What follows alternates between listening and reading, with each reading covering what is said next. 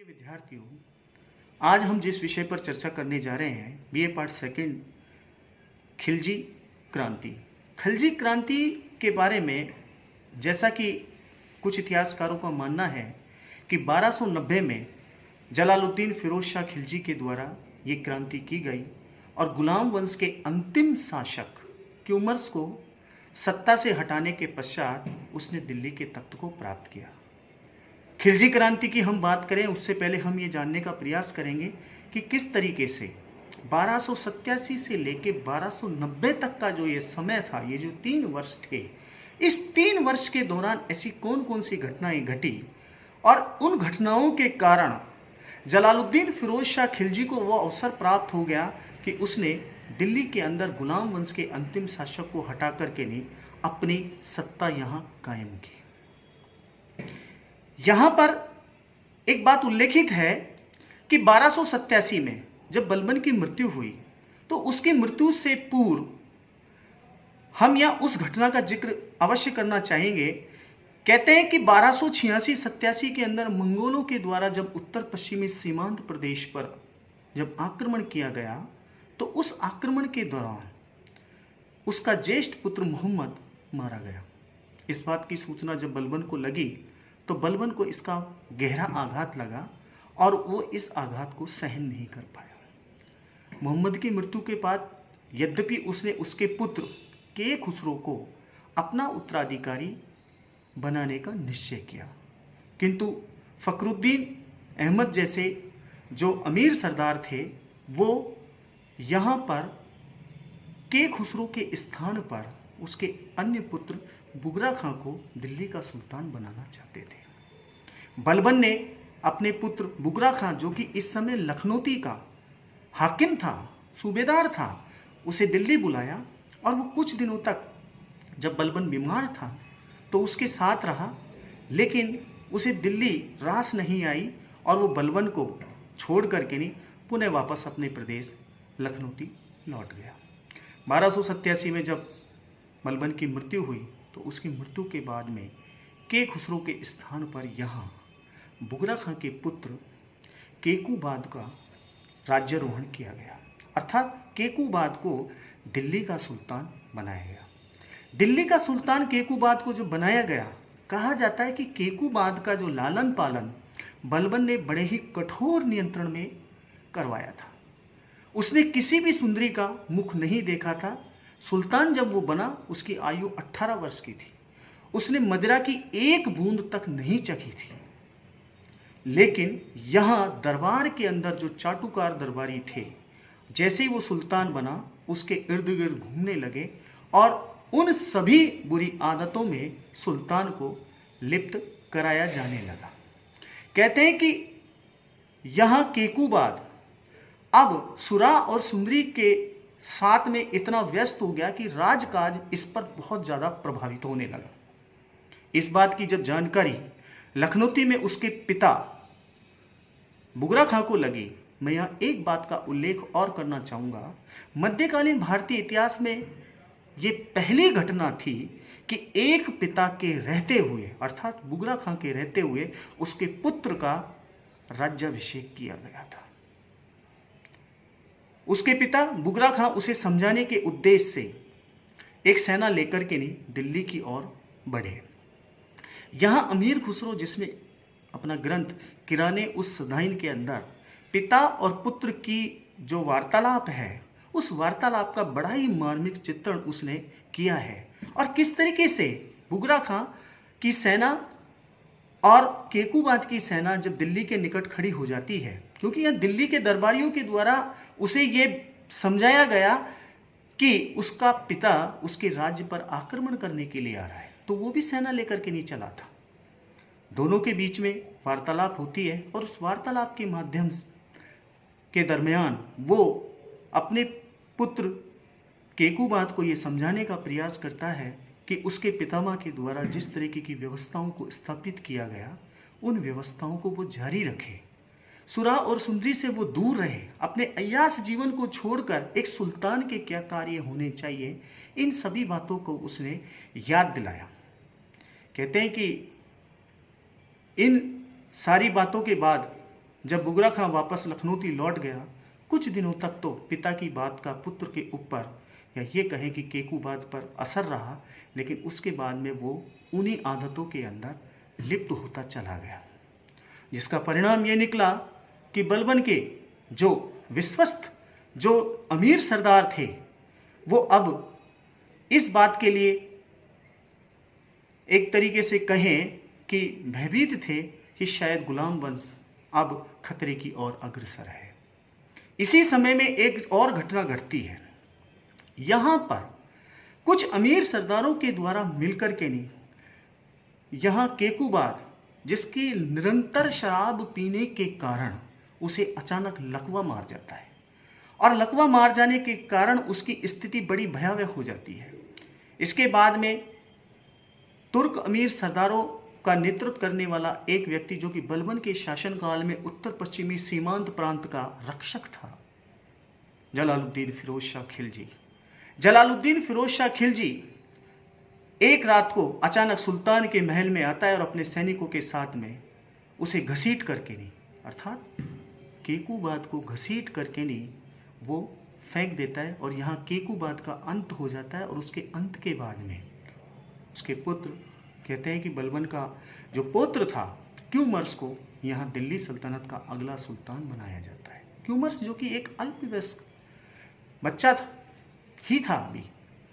और वो उसका संरक्षक, जलालुद्दीन फिरोज शाह खिलजी एक संरक्षक बन जाता है और संरक्षक के रूप में वो कार्य करता है।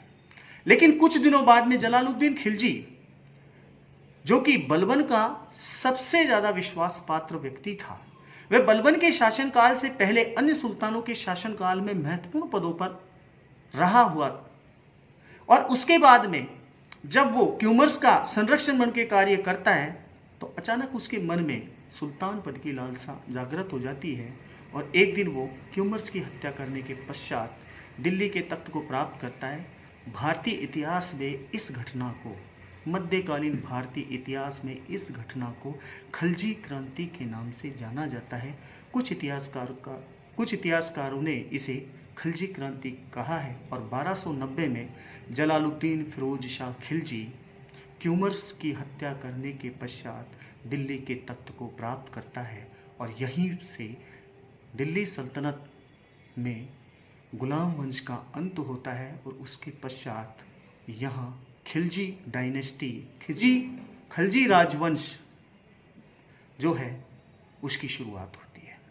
1290 से लेकर के हम देखते हैं कि 1296 तक जलालुद्दीन फिरोज शाह खिलजी, उसका शासनकाल रहता है। इसी दरमियान मैं आपसे एक बात और शेयर करना चाहूँगा कि गुलाम वंश, कुछ इतिहासकारों का मानना है कि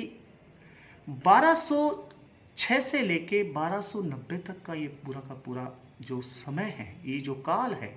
इसे भारतीय इतिहास में, मध्यकालीन भारतीय इतिहास में इसे गुलाम वंश कहा गया है। जबकि कुछ इतिहासकार ये मानते हैं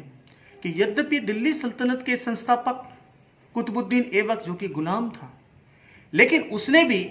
सुल्तान बनने से पहले अपनी दास्ता का मुक्ति प्रमाण पत्र अपने स्वामी मोहम्मद गोरी से प्राप्त कर लिया था। दूसरी ओर हम यह देखें कि जब इल्तुतमिश दिल्ली की गद्दी पर बैठा, कहते हैं कि उसने भी ऐबक से अपनी दास्ता का मुक्ति प्रमाण प्राप्त कर लिया था। मैंने आपको बताया था कि जब 1205 में गौरी आया था खोकर जाति का विद्रोह का दमन करने के लिए, और इल्तुतमिश ने जिस बहादुरी से उनका दमन किया था, उसी समय कुतुबुद्दीन ऐबक को यह आदेश दिया गया था कि वो इसके साथ उचित व्यवहार करे। तो उस समय यहाँ इल्तुतमिश ने भी अपना दास्ता का मुक्ति प्रमाण पत्र प्राप्त कर लिया था। इल्तुतमिश के जो उत्तराधिकारी आए हैं, चाहे हम रुकनुद्दीन फिरोज की बात करें 1236 में, चाहे हम रजिया की बात करें 1236 से लेकर 1240 तक, चाहे हम बहराम की बात करें 42 तक, 1242 तक, चाहे बहराम के बाद में हम बात करें मसूद शाह की बात करें, और मसूद शाह के बाद में हम बात करें 1246 से लेकर 1266 तक नासिरुद्दीन महमूद, जो कि इल्तुतमिश का पौत्र था। इनमें से कोई भी, यानी कि अर्थात इल्तुतमिश के उत्तराधिकारी गुलाम नहीं थे, दास नहीं थे। इसलिए कुछ इतिहासकारों का मानना है कि इस पूरे कालखंड को हम गुलाम वंश कैसे कह सकते हैं। इसलिए कुछ इतिहासकारों का मानना है कि ये जो राजवंश था इसे गुलाम वंश न कहकर के नहीं, इसे कहा जाए ममलुक वंश। ममलुक का अर्थ यहां है दास्ता की बेड़ियों से मुक्ति। अर्थात आरंभिक जो सुल्तान थे, चाहे हम ऐबक की बात करें चाहे इल्तुतमिश की बात करें, ये वो सुल्तान थे जिन्होंने अपनी दास्ता का मुक्ति प्रमाण पत्र, यद्यपि बलबन भी दास ही था, लेकिन हम ये नहीं कह सकते पूर्णतः कि ये गुलाम वंश था। कुछ इतिहासकारों को ने इस पर आपत्ति जाहिर की और उन्होंने ये स्पष्ट किया है कि इस पूरे के पूरे कालखंड को ममलुक राजवंश कहना उचित होगा। इसलिए इस पूरे घटना, ये जो पूरा का पूरा कालखंड है, इसे इतिहास में दो नामों से पुकारा जाता है, एक गुलाम वंश, दूसरा ममलुक वंश। बात हम कर रहे थे कि किस तरीके से 1287 के अंदर जो घटनाक्रम हुआ और उस घटना के बाद में 1290 में जलालुद्दीन फिरोज शाह खिलजी के द्वारा खिलजी क्रांति की गई और उस क्रांति के पश्चात उसने एक नवीन राजवंश की स्थापना की जिसे खलजी राजवंश कहा जाता है। खलजी राजवंश की स्थापना यहां जलालुद्दीन फिरोज शाह खिलजी के द्वारा की गई। हमें यहां यह भी जानना आवश्यक है कि आखिर ये खलजी कौन थे। खलजियों के बारे में जैसा कि तबकाते नासरी का अनुवादक रेवटी ये कहता है कि खलजी जो तुर्कों के 64 कबीलों की जो शाखा थी उनमें से ही एक थी, जबकि फरिश्ता जैसे, निजामुद्दीन अहमद जैसे इतिहासकार, अन्य इतिहासकारों ने भी इसी बात का उल्लेख किया है कि अफगानिस्तान के पास में हेमल्द नदी के निकट एक खलज प्रदेश था और इस खलज प्रदेश में रहने वाले लोगों को खलजी कहा गया। कालांतर में ये लोग इस स्थान को छोड़कर अपनी रोजी रोटी की तलाश में हिंदुस्तान आए और यहां वो रहे। इल्तुतमिश के शासनकाल और उसके बाद में हम देखें कि रजिया के बाद में जिस तरीके के बलबन के शासनकाल में जलालुद्दीन फिरोज शाह खिलजी को जो महत्वपूर्ण पदों पर जिम्मेदारियां दी गई, उन जिम्मेदारियों के कारण उसकी प्रशासन पर एक तरीके से पकड़ मजबूत होती चली गई। और यहां हम देखें कि उसने 1290 में जब खलजी राजवंश की स्थापना की, उसके पश्चात उसने जो राज्य के अंदर अराजकता की स्थिति उत्पन्न हो चुकी थी, जो 3 साल का समय था 1287 से लेकर 1290 तक, ये एक अराजकता की स्थिति थी। यहां एक तरफ कुछ दिल्ली सल्तनत के अधीन जो राज्य थे उन्होंने अपनी दिल्ली सल्तनत से संबंध विच्छेद कर लिया और अपने आप को उन्होंने स्वतंत्र शासक की भांति कार्य करने लगे, जिनमें दिल्ली के निकट एक राज्य था रणथंबोर की बात करें या हम जालोर की बात करें या हम अन्य राज्यों की बात करें, ये सारे वो दक्षिण के राज्यों की बात करें जो कि दिल्ली सल्तनत में इन राज्यों को मिलाना चाहता था, केवल दक्षिण भारत को छोड़ करके नहीं। उत्तर भारत के उन राज्यों को पुनः एक बार जलालुद्दीन फिरोज शाह खिलजी पुनः दिल्ली सल्तनत के अधीनता में लाना चाहता था। और इसी दरमियान उसने अपने भतीजे के सहयोग से, जो कि इस समय कड़ा व मणिकपुर का सूबेदार था, जिसकी हम यहां चर्चा करेंगे,